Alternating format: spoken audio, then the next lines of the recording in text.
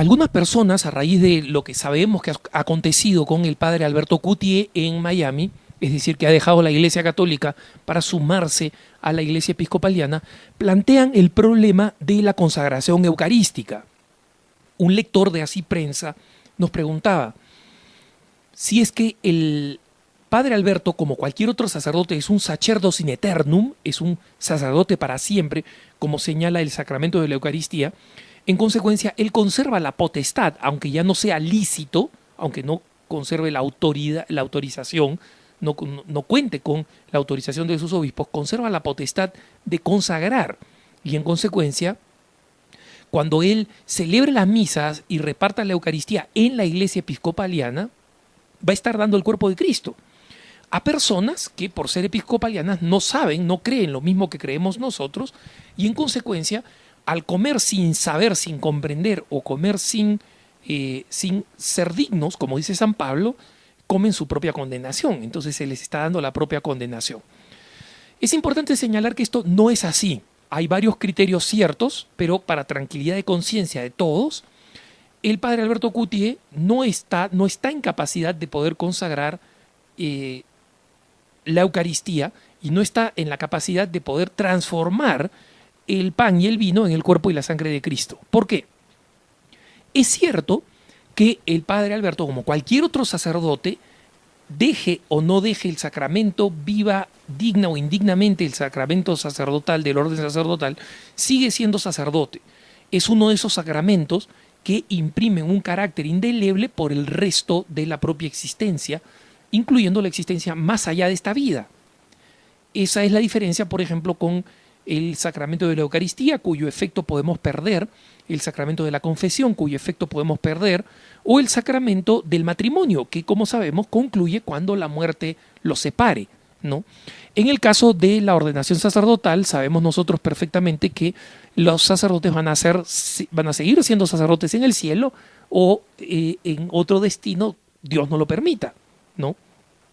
Pero para poder celebrar la Eucaristía y para poder consagrar el cuerpo y la sangre de Cristo, para poder realizar el misterio increíble de la transubstanciación, es decir, de la transformación de la sustancia de ese pan y ese vino, para que, aunque mantengan la apariencia, su sustancia cambie y se conviertan en el cuerpo y la sangre del Señor Jesús, se necesitan de algunos requisitos que son indispensables, es decir, necesarios, no importantes, sino necesarios, para que realmente se produzca la epiclesis, el descenso del Espíritu Santo por solicitud o mandato, incluso podemos decir, del sacerdote, y para que se produzca la transformación del pan y el vino en el cuerpo y la sangre de Cristo. Fundamentalmente, estos requisitos o estas precondiciones son, número uno, que el sacerdote celebre y realice la consagración en el marco de una misa, es decir, en el marco de la celebración eucarística. Si un sacerdote toma una hogaza de pan, pone las manos encima y dice, tomad y comed, esto es mi cuerpo, ahí no hay transubstanciación.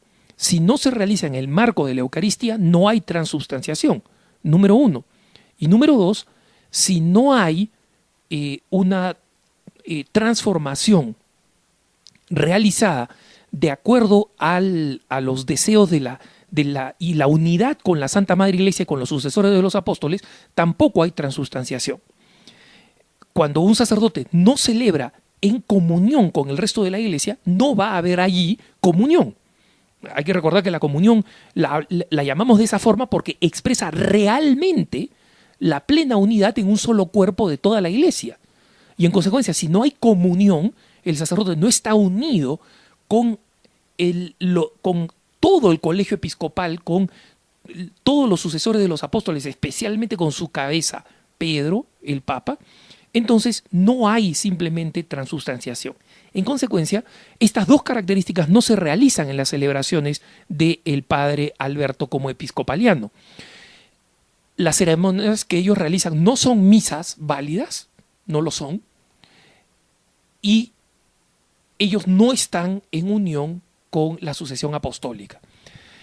Obviamente ellos dicen que sí están en comunión con la sucesión apostólica y que sus obispos, incluyendo el obispo homosexual episcopaliano Jim Robinson, incluyendo la obispa mujer que es la presidenta actual de la iglesia episcopaliana, la doctora Shorey, dicen que sí son sucesores de los apóstoles, pero no lo son. Y esto no es por un capricho de la Iglesia Católica. La Iglesia Católica, en el momento en que se estaba realizando a mediados y a segunda mitad del siglo XIX el gran movimiento de Oxford, de los anglicanos, es decir, episcopalianos que querían ingresar a la Iglesia Católica, ingresarían ahí el famoso cardenal John Henry Newman, junto con otros famosos apóstoles y sacerdotes anglicanos o episcopalianos a la Iglesia Católica. La Iglesia Católica realizó una investigación para ver si existía continuidad apostólica con la Iglesia anglicana. Con la Iglesia ortodoxa sí existe. Ellos no son para nosotros iglesias heréticas o que han abandonado la doctrina de la Iglesia. Son una iglesia cismática que no han aceptado la autoridad del pontífice. Pero ellos mantienen la sucesión apostólica, es decir, sus obispos se remontan directamente a obispos ordenados por sucesores de los sucesores de los sucesores de los apóstoles. Esa continuidad apostólica se rompió con la iglesia anglicana y en consecuencia con la episcopaliana, y en un momento determinado los obispos y sacerdotes que han sido ordenados por dentro de la iglesia episcopaliana y anglicana ha sido ya completamente rota de la sucesión apostólica. Y en consecuencia, sus sacramentos no son válidos. Su sacerdocio no vale, a diferencia del sacerdocio ortodoxo que sí vale para la Iglesia Católica, ¿no? Sus sacramentos no son válidos, no es que no sean lícitos, no son válidos, no valen. No, lo que dicen que hacen, no lo hacen, ¿no? Salvo el bautismo, que puede ser adjudicado por cualquiera mientras se realice trinitariamente en el nombre del Padre, el Hijo y el Espíritu Santo. Después, ninguno de sus sacramentos son reconocidos como sacramentos por la Iglesia y, por supuesto, como no tienen sucesión apostólica, no están en unión con Pedro. Es decir, cuando el Padre Alberto imponga las manos sobre el pan y el vino en algún momento y diga tomad y comed, este es mi cuerpo y este es mi sangre, eso es simplemente un remedio de las palabras católicas, pero allí no está pasando nada, no hay transubstanciación y en consecuencia podemos mantener la paz de conciencia sabiendo que quien se ha apartado del sacerdocio ministerial en la Iglesia Católica pierde la potestad de consagrar, porque en la consagración no están aconteciendo estas otras dos características fundamentales.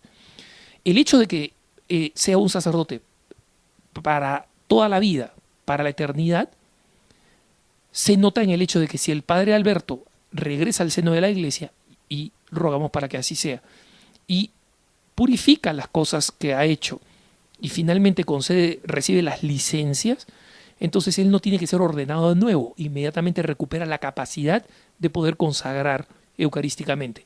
Pero esta no es una cuestión de disciplina, no es una cuestión simplemente de autoridad, es una cuestión de potestad, de poder hacerlo. No hay consagración allí donde no hay misa católica auténtica y donde no hay plena comunión con la cabeza de la Iglesia y con toda la Iglesia. Que tengas un buen día.